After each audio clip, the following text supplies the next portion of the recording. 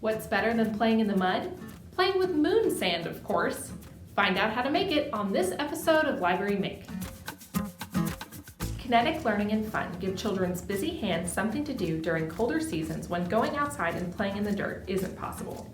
Moon sand is non-toxic and perfect for all ages for squishing, molding, and creating.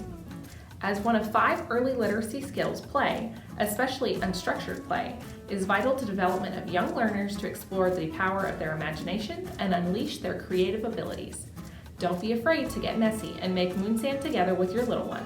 Keep watching to see how easy it is.